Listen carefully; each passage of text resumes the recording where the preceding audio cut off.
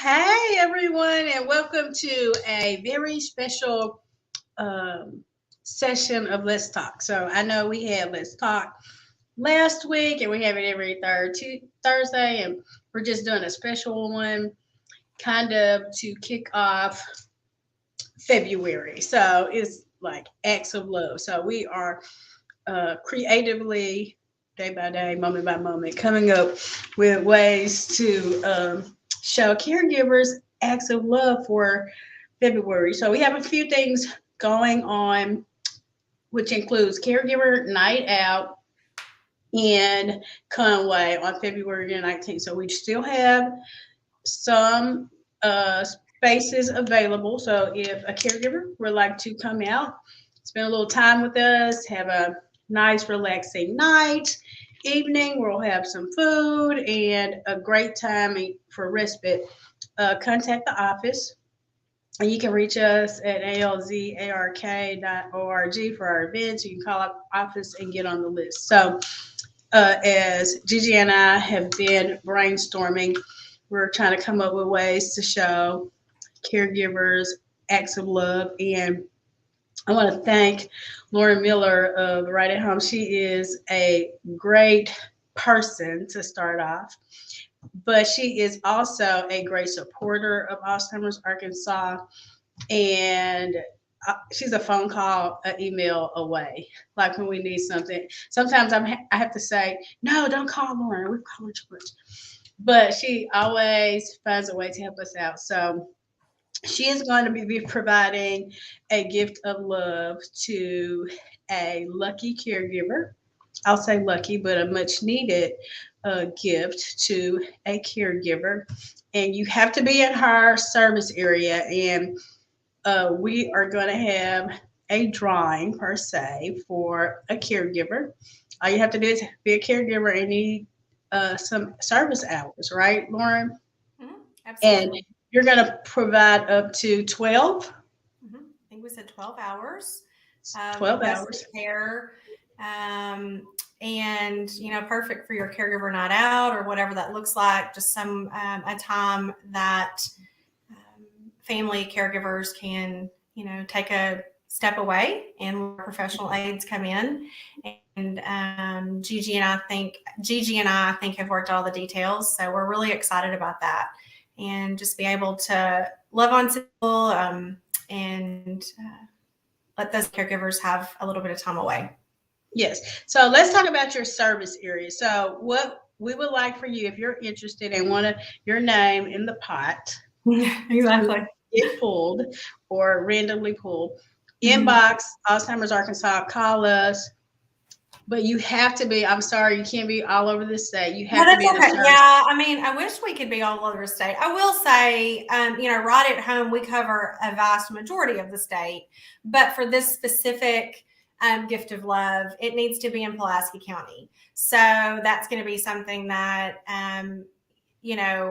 for this specific situation, that we've kind of set the parameters. But if it goes well and we're able to seamlessly serve, then Carolyn and Who knows Gigi, what happened, we'll right? figure it out. Yeah, we're kind Yes, of just yes. doers and we just figure it out. So, but for this instance, yes, the 12 hours of complimentary personal or companion services will just be in Pulaski County. So, Okay, so if you live in Pulaski County, Little Rock, Jacksonville, North Little Rock, yes. Pulaski County, Mhm. then please give us a call. Uh, Inbox Alzheimer's Arkansas, email us, Right. whatever you need to do, and we'll get your name in the drawing. So when are we going to do the drawing? I think Gigi had that. It's going to be, yeah, go ahead. Sorry. Uh, that was just a background noise. I was just asking. Okay. I believe we said the 14th, I think, of Yeah, February. Valentine's Day. Just want to make People sure. can, yes, they can register until then. And then I think y'all are going to do the drawing and then we'll be in touch. We will have to do, some paperwork and things like that. It doesn't bind you to anything, but we obviously have a few little steps we'll have to complete. And then my amazing team here will connect, and we'll match an aid and, get availability and all that kind of stuff. So, And you're exactly right. It's a great thing because if you want to go to Caregiver Night Out, we're drawing on the 14th. Get in contact with you. And by the 19th, you can have services set up for that day. So that is amazing. So if you're interested, please call us. If you need more information, just call us and we will help get you in the drawing. But one thing we're going to talk about, because I think it's kind of, I'll use the word weird because I like to use that word, that this week I've talked to a number of caregivers who talked about loneliness. Right? Yeah. So when you say you want to talk about loneliness and caregiving, I'm like, you do not know how perfect the timing is for this conversation. And I'm going to say, kind of off the record, on the record, I love Valentine's Day. Okay. And I understand that it's like all love. I have all type of relationships, friends, but we get stuck in like romantic relationships, and this could be like a lonely time of the year because like you don't have a significant love, a relationship. So it's like, I don't want to, or I don't like it. It makes you feel more lonely. You can feel more lonely, Makes you realize the loss of that relationship, the role. Absolutely. So that could come from a caregiver. Like if it's your spouse, and I talked to a caregiver the other day, if it's your spouse and you have a romantic relationship and they can still be alive. However, that romantic relationship is not there anymore because you're a caregiver and it's different. So Valentine's Day can be kind of saddening and depressing. So talking about loneliness is so important. So let's kind of like just talk about some loneliness and what you see as a care provider sometimes when it comes to loneliness and caregivers.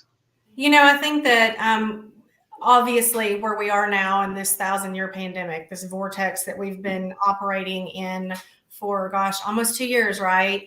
When the pandemic began, facilities, communities, I mean, there were things that families had never faced before, right? I mean, visits stopped immediately, seniors living at home, your families, the individuals that you serve, the individuals that we serve, visits stopped. I mean, families or clients or, families that you serve, their family stopped visiting, right? I mean, we didn't know, how things were, it was just kind of this great unknown. In-service or in-person services were suspended. So a lot of, think about, therapies and different visits, doctor's visits, and kind of those tertiary services that a lot of the people that we serve benefit from, those stopped. And it was just a hard stop. It wasn't there was no titrating down. It was just hard stop. And so, I think that loneliness, like you've talked about kind of conceptually with relationships in the season and Valentine's Day, I think that's just, exacerbated by the pandemic that we're living in. We know that loneliness is not a recent problem, right? I mean, a lot of these ideas and things have over time happened to a lot of people, again, that we serve. And I also think it's important to talk about, those that have, cognitive disabilities, Alzheimer's, dementia. And we're talking about, that person, but we're also talking about, in many cases, caregivers, as you refer to them. Of course, we refer to our aides as caregivers too, but family caregivers, really this impacts them too, right? Absolutely. And so I think that it affects loved ones. It affects those relationships, like we just talked about, those changing relationships and roles, right? We go from spouse to primary caregiver. That's a lonely season. That can be very lonely. And so I think it's really important. We have studies that have shown that this epidemic, right, or the pandemic that we're in is really larger. But when we look on a smaller level, like the social interaction and the absence of is really an epidemic as well.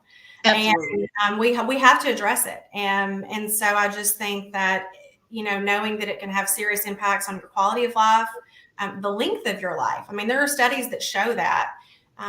We got to talk about it, figure out workarounds to make sure that we're checking on people. We're doing what we can to give people respite, right? Like what we're Yes. offering, and then offering services like y'all do, right? Just insight, professional perspective, referring, and all those different things to make sure that we're just considering all the aspects of emotional and social well-being of the people that we serve, for sure. Yeah. And you brought a great point up. Like loneliness is severe and over a long period of time can cause so many health issues, mental Mhm. health issues, depression. And when you go into depression can cause physical ailments like Mhm. headaches. You can't, the doctor is like, I can't figure out why you're in pain because your pain is more a mental pain, but Yes. and depression, some studies suggest that depression can cause dementia. I was actually, I thought, ooh, as we're going to talk about this, I want to hear your professional Or maybe a perspective. risk factor, Yeah. like some things are like we're still finding out and we're learning more and more, but they like depression can be a risk factor of Mhm. dementia. Well, and we know that our brains require a specific type of stimulation daily. Hmm. I mean, we have to, no matter our cognitive state, no matter where we are, who we are, our age, our brains require that. And so, knowing that, we've seen that some experts say really that the human drive to interact socially is really just as important and just as strong as hunger, thirst, pain, like you said. I mean, Yes. we are meant to be um, social people. I've always that's always been for me kind of just the part of COVID that just bites this distancing. And I know we have to for health reasons, but we're not built to be that way. We're not built to be isolated. And so, if we lack that interaction on a consistent basis, whether it's, because of an illness, if it's because of Alzheimer's disease, dementia, whatever that is, a physical disability, it really can affect us day to day, physically. But then we also see that, for instance, I saw something as we were researching this that, not only can your quality and your length of life be impacted, but there are some studies that show that seniors who interact socially um, are able to score higher on tests, cognitive, testing, memory testing across the board on days that they interact with people. So at that microscopic level, day to day, what does it say? How long does it take to make a habit, create a habit, doing things 21 that days. we do Okay. over and over and over, right? And so you see that. I mean, truly, I think it was Penn State that had done that study that showed that, someone that's had interaction that day, someone that went to a senior center, someone that had, interaction or fellowship with a friend, someone that had lunch, someone that, even interacted on the telephone or Telephone. FaceTime with a Yes. family member, that day they did that, their cognitive abilities were greater than on days that they didn't. I mean, that's pretty impactful, right? It really is. Yeah. And It that really was is. one of And the things that I went, ooh. And I was interested to hear your kind of perspective on that when so Gigi and I were kind I've of worked preparing. in senior care for some years, and that the social isolation is a big concern. Mhm. After we retire, if we become ill, like what kind of Right. socialization are you getting to help with your emotional, mental, physical? Well, Like that plays a part. Like mhm. especially, and I always like to like throw like this sidebar in, like we're all not made the same.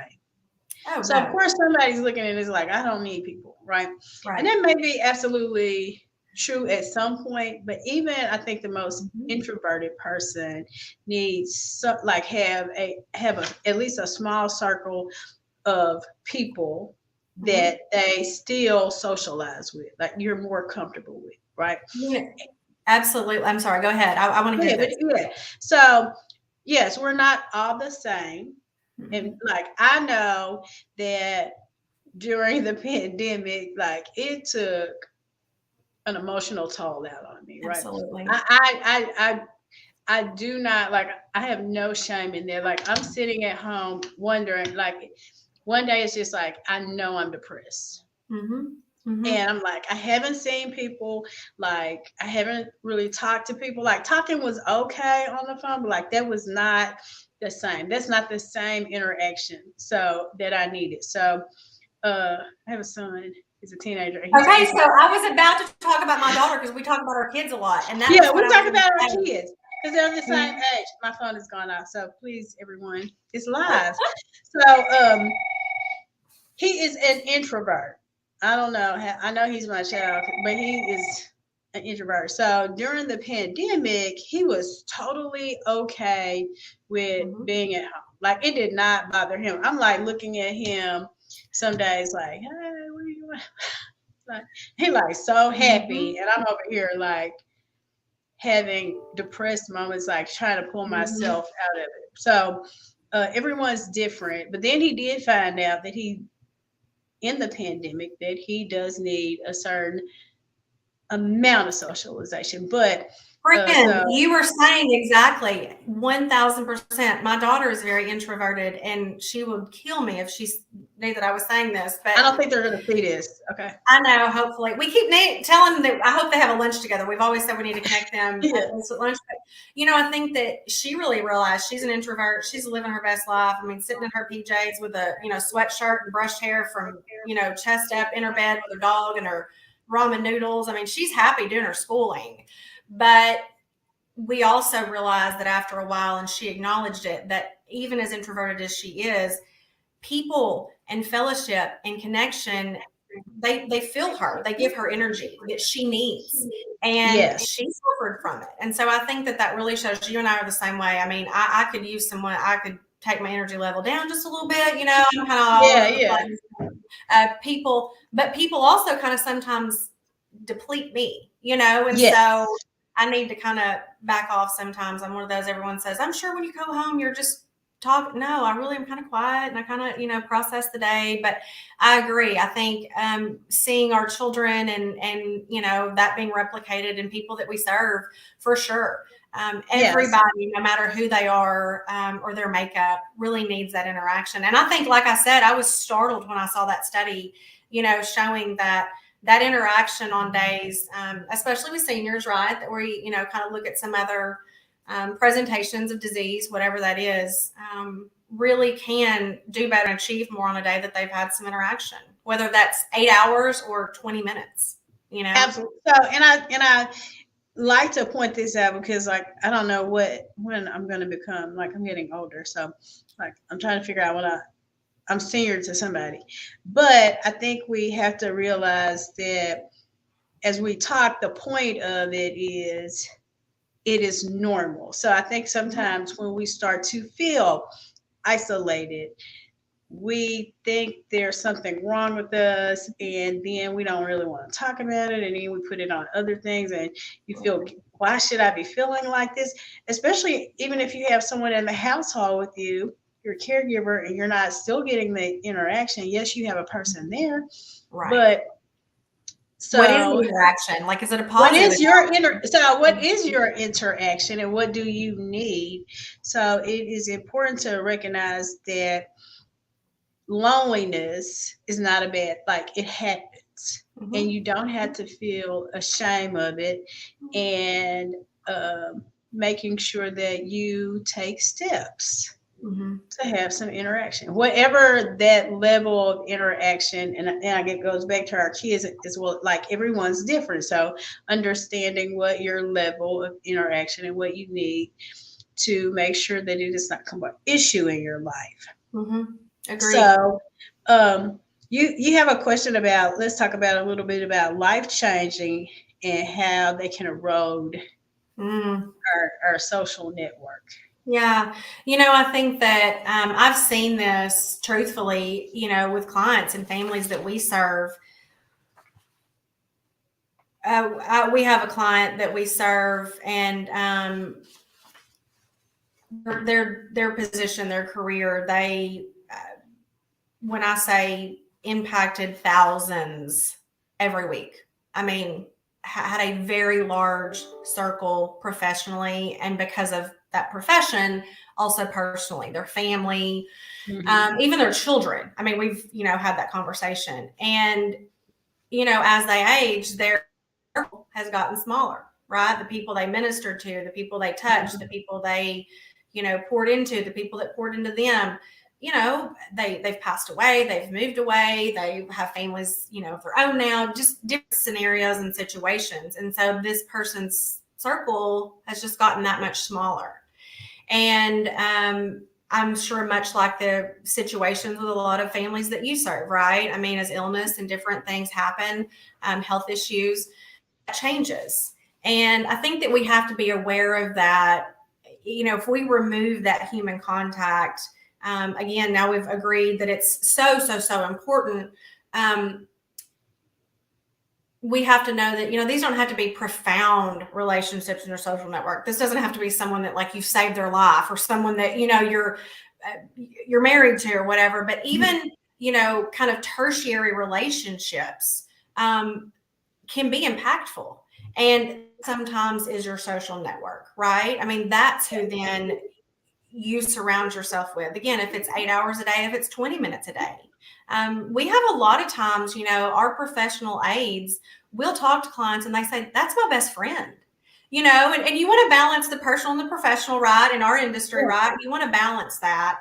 But at the same time, you think about how they spend together and they talk about, whatever they're watching or playing rummy or whatever that is. They really have developed a relationship, and rapport that's professional, but at the same time, it's not their, their spouse they've known their whole life. It's not their parent. It's not their child. It's someone that, they could have known for a few months or whatever, see them a few hours a day. But it is important. And I also think that we need to realize that and recognize that, right? That is the network now. And it's just as important to the emotional well-being of the person that we care about. I'm going to say is like as much as that other, lifelong relationship. Yes. Families, older, other relatives can kind of replace that. And I think that that's important. And I think that we need to acknowledge that. And maybe that's something I feel like that's come out of COVID, really acknowledging, how we feel, right? Acknowledging that and saying, this is what it is now. How do we move forward and bring that relationship to fruition so that our loved one can benefit from that? And again, I think that's in your situation with Alzheimer's Arkansas, in our situation, that's your family caregiver, and in our end, the clients, right? Mm-hmm. The families we serve, their clients, their caregivers, our aides, it's everybody. And so I think that benefit needs to be acknowledged and really addressed. And we need to, as professionals and just humans who care, we need to help with that. I think it's if someone's listening to this, like when you said everybody, it brings me back. I always feel like my life is like this journey, and as I learn things, it has only like provided me with knowledge. So I can remember, and it's happened throughout my life with different jobs, and like had nothing to do with senior care, right? But I was in contact with senior, and I can think about when I worked at the bank, right? And I realized quickly that I had relationships with people that would come in, and they just it's Wednesday. They come in every Friday or Wednesday or every first of the month, and I'm like, "Hey, how's your kids? Have you talked to your daughter?" Like, I've learned so much about them. It's their relationship, and they look forward to seeing me at the bank that time to just, and it's a relationship, and sometimes we neglect to see as a human that we have a relationship, and this relationship is important to the person. And I did Meals on Wheels, volunteered and did that for years, and if I was not there, Oh, yeah, so sister. Mm-hmm. I did it on Wednesdays, and they're like, they would call like, "Where's Carolyn?" You know, because Mm-hmm. I would say, "Play with their dog for a minute or talk to them." That Mm-hmm. few minutes of interaction became Yeah. so important that I didn't recognize Mm-hmm. what the relationship meant to Right. the person that I'm like, I just deliver a Mm-hmm. meal every Wednesday. I'm there for 5 minutes, but that 5 minute conversation was so important to And it them. might have been the only one they were going to have that And day, right? that And may be that, the only one that they're yeah, gonna have that day, the right? The grocery person to store, person. whatever that is.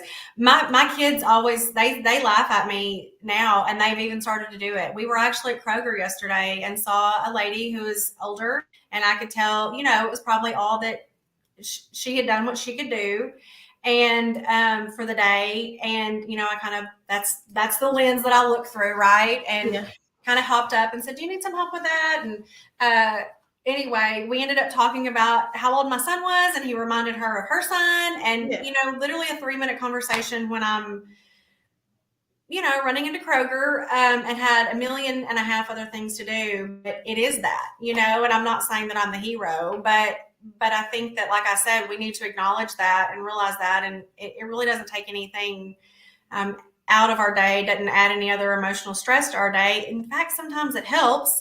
and you might have just It saved misses that us just as person. much as it does to someone else, right? Yeah, you And might have saved that person from being lonely that day, or Mhm. at least encouraging or Mhm. saying something to make them feel better. So we do Okay. have a lot of power in our day to day, even professional. I don't care what you think you do or don't do, that it impacts a person. So even when I go in my Kroger and look my Kroger, and the cashiers know who I am, right? Okay. It makes me feel better, right? Oh, I'm 1000%. They 100 know that like, I like Carolyn, where seaweed have salad, and they pull my seaweed. Hey, Lauren, do you want a seaweed salad? We just put them out. Yes, yes, you know me, and and that where makes have me feel you good. been? Yes. Where have you been? So Which, it Carolyn, really let's be does. honest, they probably know us because they see and hear us coming, and we're Loud hot enough. mess They're like, here express. she But comes, here all she comes. yes, regardless, it makes us feel good about ourselves. Yeah, it does. They don't really miss me. It was quiet, and now it's not. We're like, oh, here she comes. Yeah. So That makes me um we know memory loss and the family of those with severe memory loss can lead to the isolation. So we've kind of like really talked about this. So we talked about caregivers a lot, and I think we don't really realize the isolation and loneliness that a person with Alzheimer's or dementia can be experiencing. Mhm. You brought it up a little bit earlier. You did, because we talk about the caregiver being lonely. They feel isolation because they've given up so much their lives, Mhm. and sometimes we forget, and maybe we concentrate on so many other of the symptoms and signs that we forget that we're human and we need engagement. And even if we think about babies, like they have to have, they need engagement. So Mhm. a lot of times we forget the person with the diagnosis is Mhm. probably can suffer from isolation and loneliness too. Mhm. So let's talk about that a little bit if you Right. want to. Yeah. And I think that, yeah, anxiety, I mean, all those things that go with that. And also, and you're the professional, so please don't, I'm not trying to take your words or anything, but I think that it's also, we always have to take into account, different seasons as things progress. Many times, someone that, whatever their, profession was or whatever that looked like, there's an awareness of that loss and the anxiety that comes with that, the physical needs. Um, it's just so multifaceted, and I think that we always need to acknowledge that. I say a lot, and my team, we talk a lot about, tasks and what we need to do and what someone needs done. And, the winner of your gift of love. I mean, we'll have that conversation, right? I mean, what's this and what's that? And, these type of, personal care items or whatever that looks like. And those are important. But we say all the time, the companionship services that we offer and what that addresses, truthfully, Carolyn, I think are the most important thing that we do. And if you can build trust and you can build rapport and you can make someone feel comfortable, professional aides that are able to, if we're, refocusing someone or, whatever it is, it's just so meaningful. And I think that a lot of times it gets kind of pushed to the side. We talk a lot about personhood here, right? I mean, who this person is, what they did professionally, what fills their bucket, what calms them, all those different kinds of things. And I think looking at that, those are the people that you're serving. Those are the people that your family caregivers are caring for, right? Those are the people that our aides are caring for. And kind of walking through these seasons. And I think the awareness is important. I think the constant conversation, I mean, things can change on a day-to-day basis, sometimes minute by minute, right? During a day. Yes, absolutely. Right. And, sometimes just adjusting small things on our end professionally, but your end with your family caregivers, it means so much. And because they are so connected to that person that they care for and are working with, I think it just, the benefits are so wide ranging. The ripple effect, right, is just so great.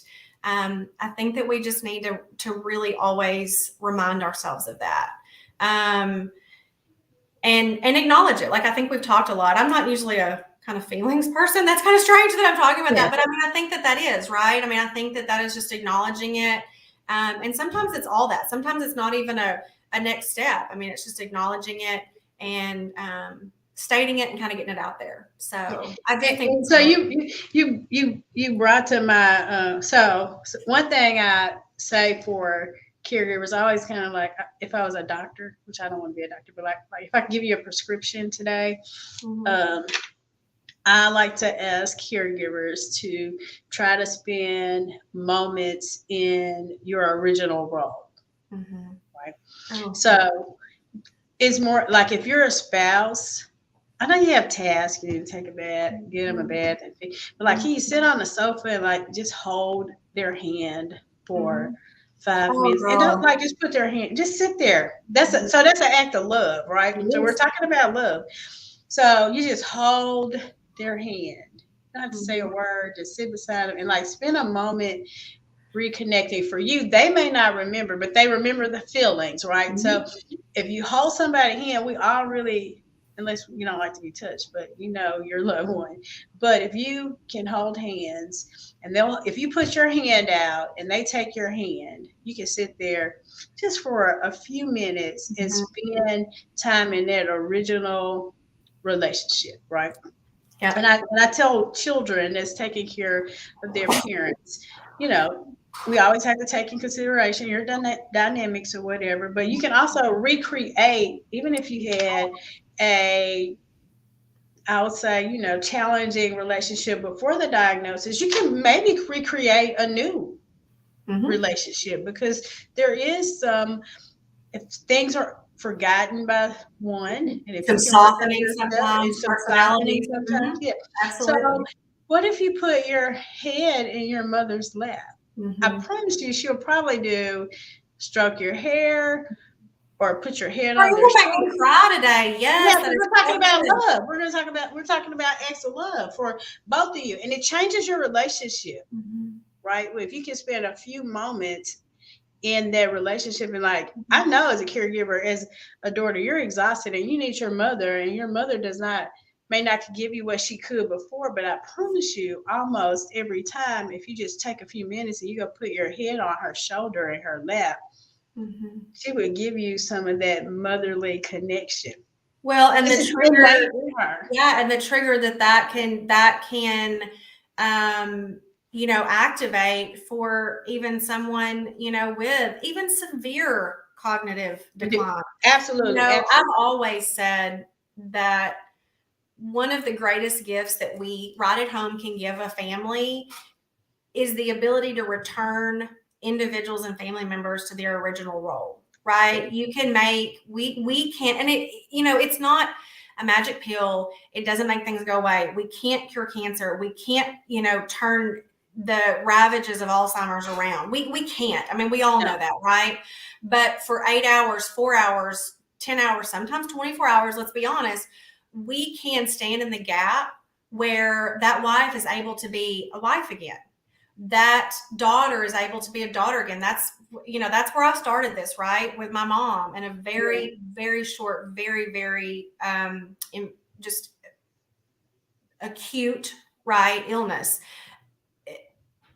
The ability for me to step out of that at times and still be Lauren Ashley, right, the daughter.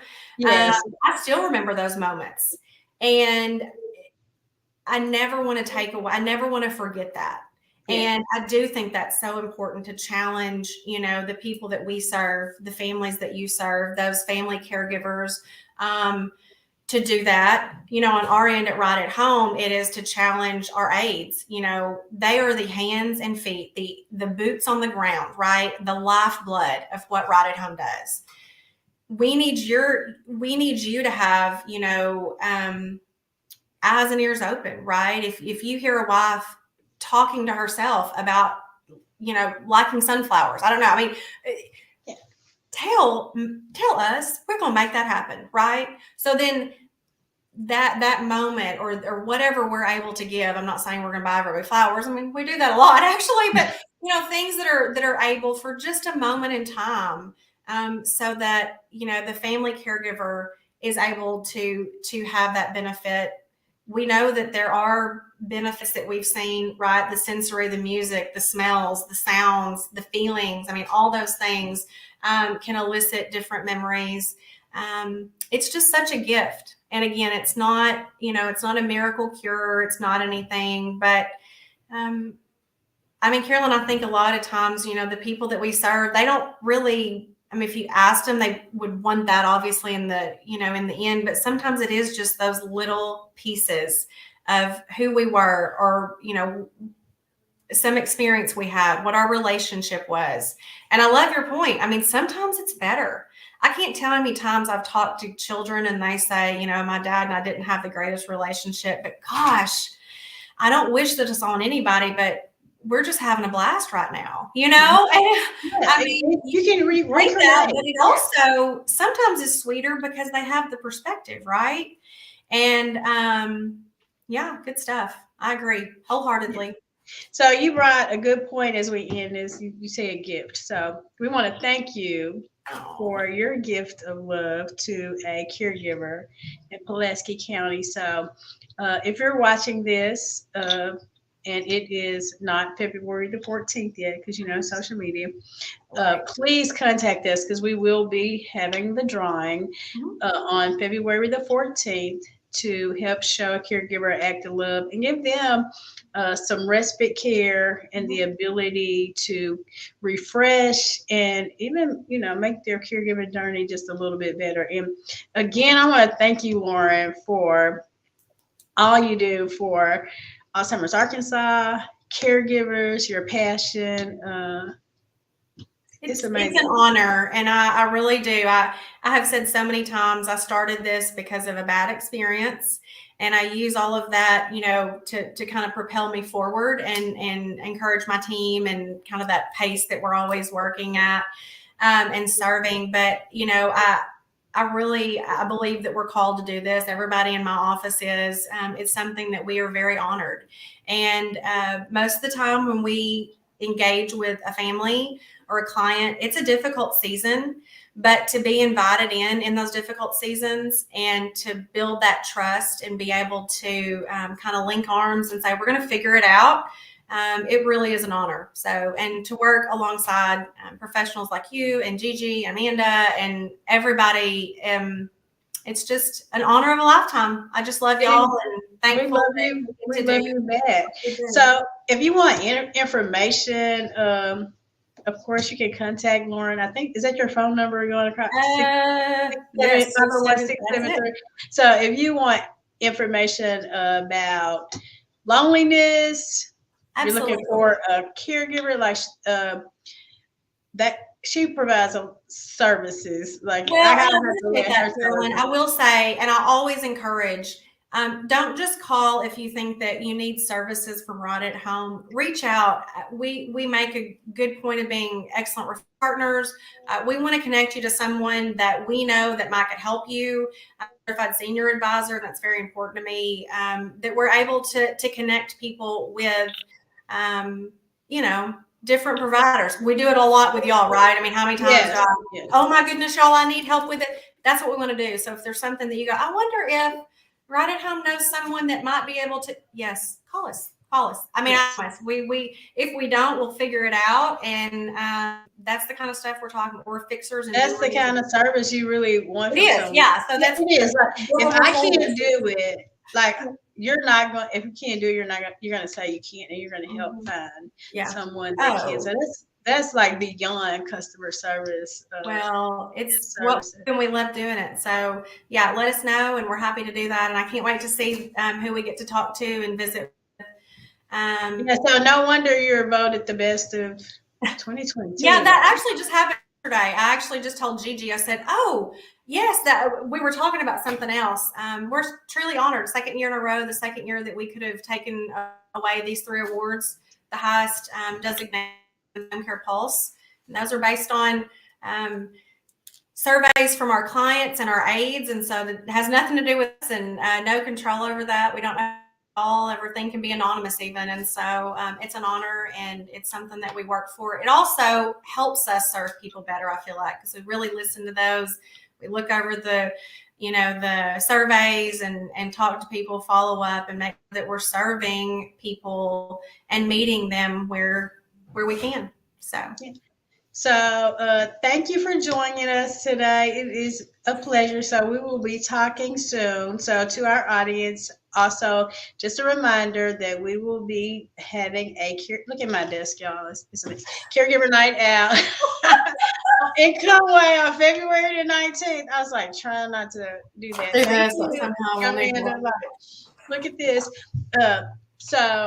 If you would like to, a caregiver would like to go to and attend, branch out, it's going to be a great night. And we also will be providing small mini respite grants to people that would like to attend as well. So if you'd like to attend, contact us. And Lauren, I thank you so much as always. So good to see your dolls. Thank y'all so much. Love y'all. And small acts of love this February. I know we're a little early because we're kicking it off. I know. I felt a little preemptive, but I mean, I got my heart earrings out, and we're ready. And your shirt, like heart. I know. I've got hearts. I mean, I'm telling you, It's all about the love, girl. She is all about the love. If it's yes. All right. Thank you all, and have a good day. Until the next Let's Talk.